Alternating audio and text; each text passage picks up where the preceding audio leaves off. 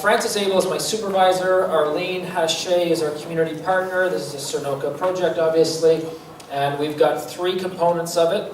And I'm going to focus on one of them today, which is the one on affordable housing in the Northwest Territories.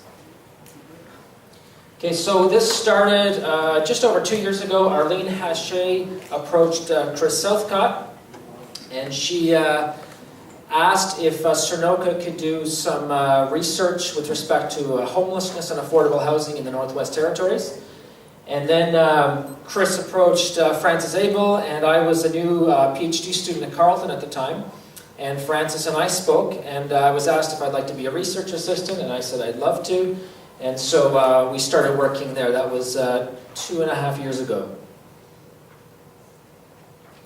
So the first component of it was a policy report on homelessness, looking at the Northwest Territories, but Yellowknife as a case study, and it made reports to the territory as a whole. It was released in May of this year at a public event at Yellowknife City Hall. The second component is the part I'm going to focus on today, and that's being released officially this Thursday.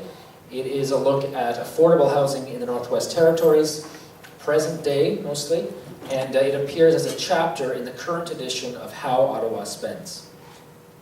That's an annual publication of McGill Queen's University Press, led by the School of Public Policy and Administration at Carleton University.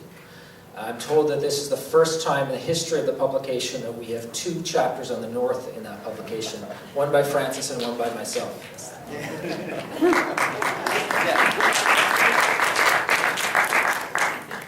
And finally, we've kind of done things in the reverse order. You've got to know your history to understand the present, but partly because our community partner was our focus and we wanted to give them something quickly that they could use, we decided to do this in the reverse order.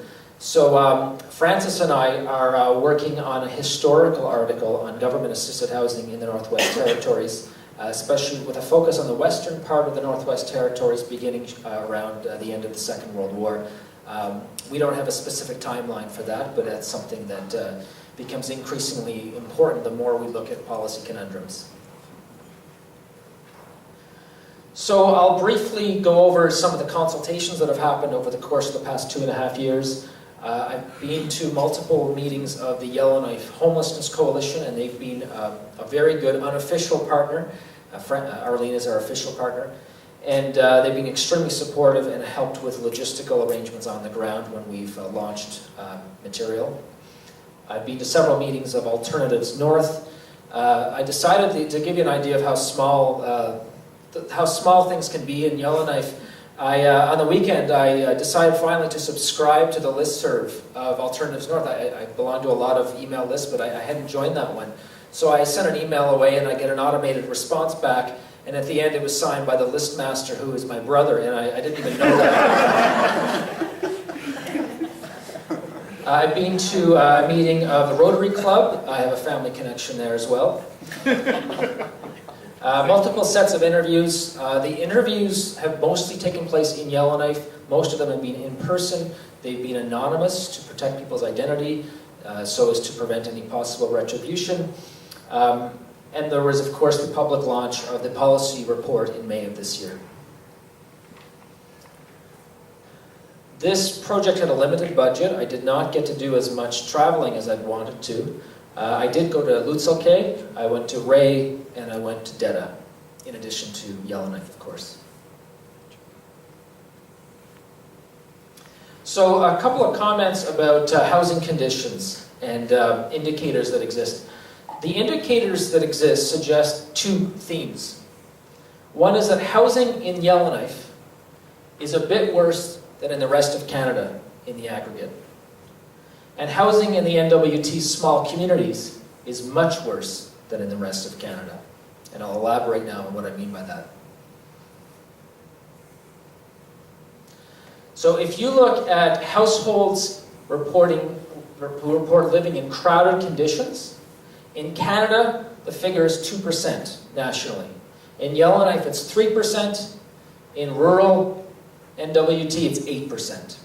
This is not new data, by the way. Many of you knew this.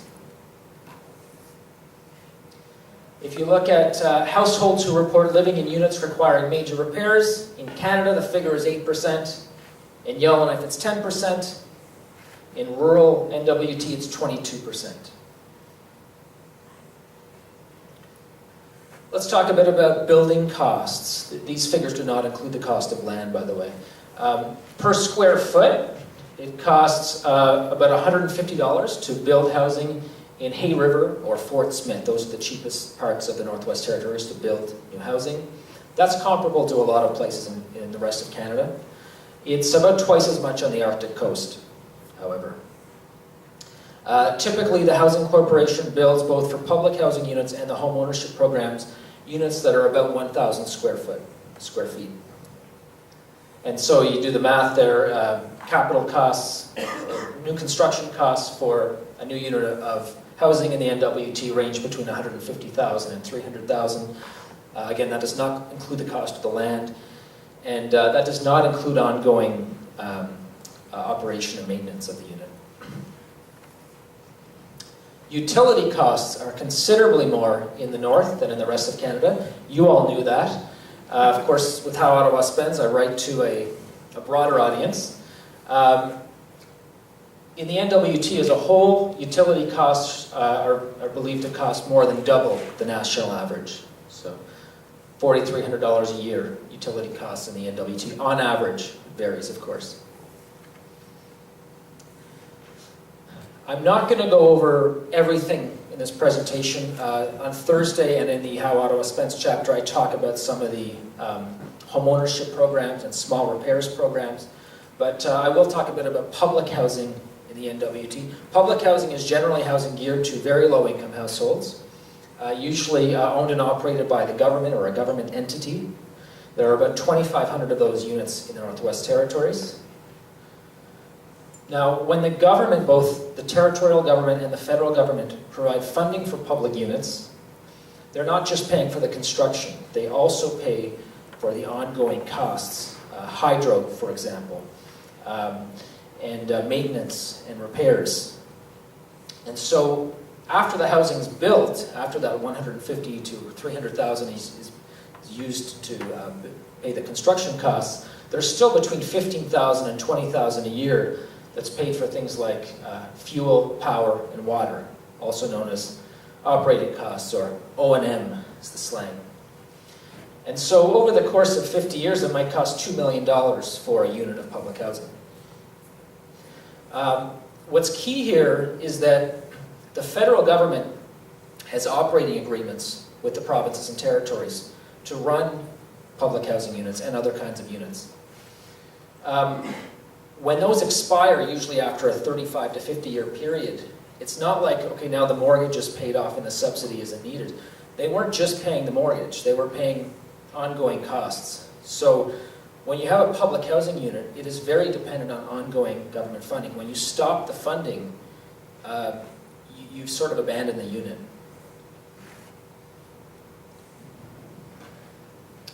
I'm going to talk briefly about arrears. A lot of you hear about arrears in housing in the Northwest Territories. There are about 460 outstanding mortgages in the Northwest Territories for government-assisted home ownership programs. About 80 to 90% of the money owed on those 460 outstanding mortgages are deemed to be probably not collectible.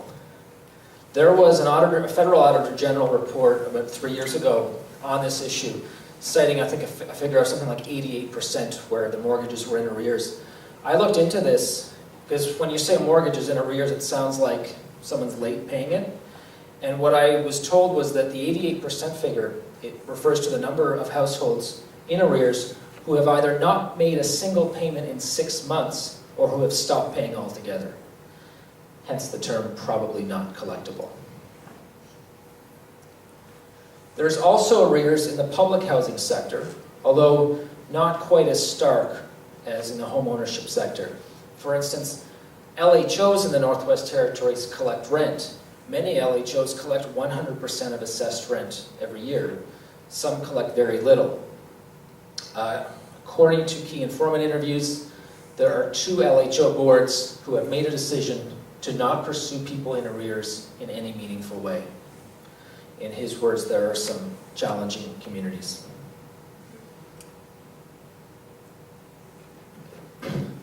Let's talk a bit about public spending on housing. This is material from a 2007 paper by Luigi Zanassi. It was commissioned by all three housing corporations in the north.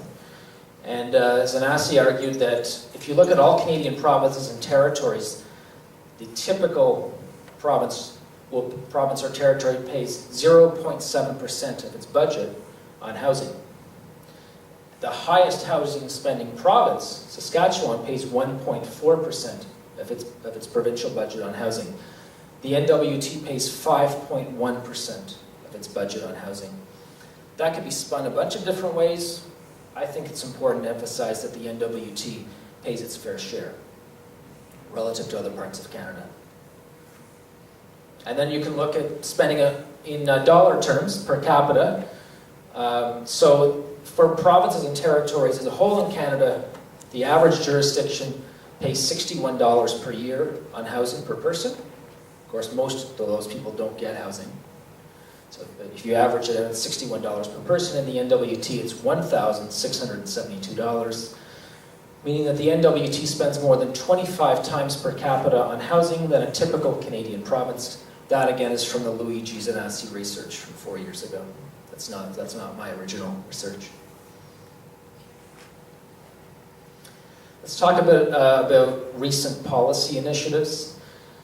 Some of you remember back in 2005 when Jack Layton and Paul Martin had a budget deal that was negotiated. That provided $300 million for social housing in all three of the territories combined. The NWT share of that was $50 million. The government of the Northwest Territories matched that dollar for dollar. So meaning that there was technically $100 million technically $100 million and technically for 450 new units. All of those units have since been built. Half were home ownership units, half public housing units. However, there was a lot of housing in disrepair to begin with. So what I found through my key informant research was that there was actually no net increase in the number of units. What happened was older detached units were replaced by newer energy-efficient multiplexes, which I think was a very positive thing, but it's important to note that there wasn't a net increase in units. Then we had the federal stimulus budget of 2009, that's Canada's Economic Action Plan. There's actually an article on the Canada's Economic Action Plan in How Ottawa Spends, written by Leslie Powell. That provided $59 million for social housing in the NWT. It was matched dollar for dollar by the government of the Northwest Territories. This, again, technically created 120 new units of housing, both public and home ownership. However, some of it will go towards repair and increased energy efficiency, both of which I view as positive, but again, there may not be a net increase of new units of 120, just to be aware of. So let's talk about those long-term agreements. The federal government got very involved in social housing, especially beginning in the early 1960s. And for about a 30-year period, the federal government led social housing in Canada. And typically there was matching funding. So typically the federal government would provide the lion's share, and provinces and territories contributed as well, usually not as much as the federal government per unit. These agreements lasted between 35 and 50 years. Given that we started them in the early 60s, many of them are starting to expire. So it's known as declining federal funding or expiring operating agreements. It means essentially the same thing. This is affecting all of Canada. Those of you paying attention to the media in Toronto will be aware that this is a big issue in the city of Toronto right now. Rob Ford, Toronto's new mayor, has weighed in on the debate as well. But this hits the north much harder than it hits the rest of Canada for reasons that were being outlined already today. Because housing is so much more expensive here, because each unit requires so much more than in the other parts of Canada. When that subsidy ends, a unit is much more vulnerable here. So for instance, you might have some housing projects or some combinations of housing units in Toronto where some of them aren't public, some of them are geared to income and help higher income individuals, middle income individuals, and where there isn't as deep a subsidy each year. So when it's cut out, they're not quite as vulnerable.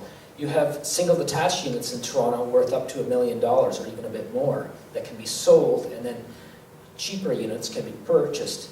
Those options aren't available as readily in the north. So in the NWT, there's a higher concentration of public units. Those are units that go to very low income individuals, higher than in the rest of the country. And we have very high utility costs here, meaning that the ongoing O&M funding is quite substantial. I'd also like to make a point that it is cheaper to fix an already existing unit than it is to let it deteriorate completely and then rebuild from scratch. So one of the arguments made in the How Ottawa Spends chapter is that it's more cost effective over the long term for the federal government to get back into it, reinvest those funds that are declining. It's more cost effective to do that than it is to let the housing disappear and then rebuild down the road when it becomes necessary, or when it becomes obvious that the reinvestment needs to occur. In terms of dissemination, I've mentioned that the chapter is in the current edition of How Ottawa Spends. A representative of the Yellowknife bookstore will be at Thursday's launch. There are also plain language summaries, which will be made available online at that website, www.homelesshub.ca/NWT. They will also be made available at Cernoca's website. And this PowerPoint presentation will be made available at that site and Cernoca's site within the next week as well.